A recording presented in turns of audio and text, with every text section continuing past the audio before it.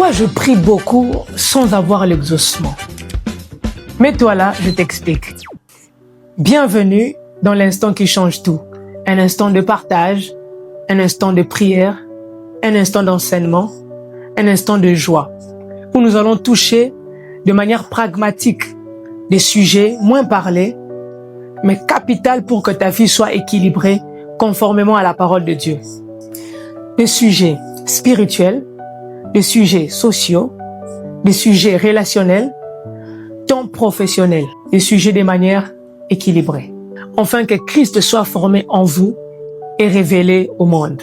Sais-tu qu'il est écrit, mon peuple périt parce qu'il lui manque la connaissance. Ta réussite dépend de la connaissance que tu as dans chaque domaine de ta vie.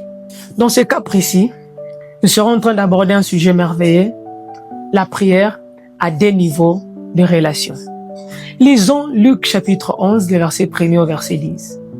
Nous connaissons l'histoire. Pendant que Jésus a fini de prêcher, d'enseigner, l'un des disciples s'est approché de Jésus et dit à Jésus, « Maître, enseigne-nous comment prier comme Jean a enseigné à ses disciples. » Jésus prenant la parole, il répondit, « Notre Père. » Jésus commence avec notre Père pour nous montrer qu'il est important pour quelqu'un, pendant qu'il prie, il doit connaître à qui il s'adresse. Et le premier niveau de la relation dont nous serons en train de parler, c'est la relation du Père.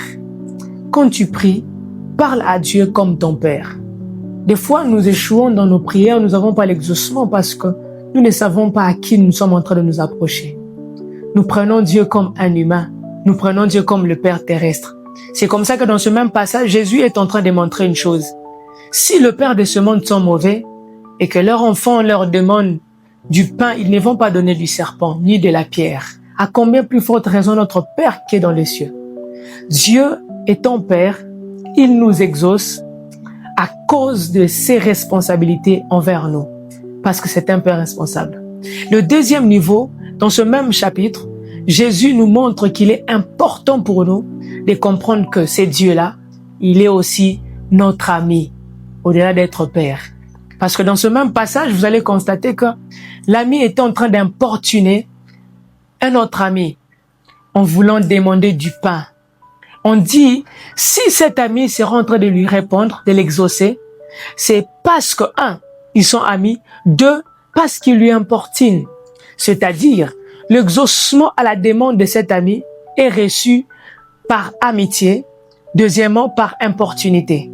J'aimerais te dire, apprends à prier, pas seulement de manière quantitative, mais de manière qualitative.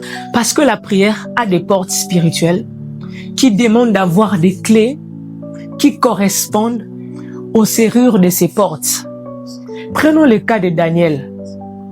Pour que Daniel ait l'exaucement par rapport au songe du roi, Daniel a fait 3 jours. Mais pour la délivrance du peuple, Daniel a fait 21 jours. Ce qui revient à dire, ne prie pas de la même manière pour tout le problème. Chaque problème a sa manière de prier. Si tu n'as pas l'exaucement, parce que tu veux prier de la même manière pour tout le problème, change ta manière de prier. Que Dieu vous bénisse abondamment. Ici présent, c'est le coordonnateur Keta. Que Dieu vous bénisse. Prêcher Christ est une urgence.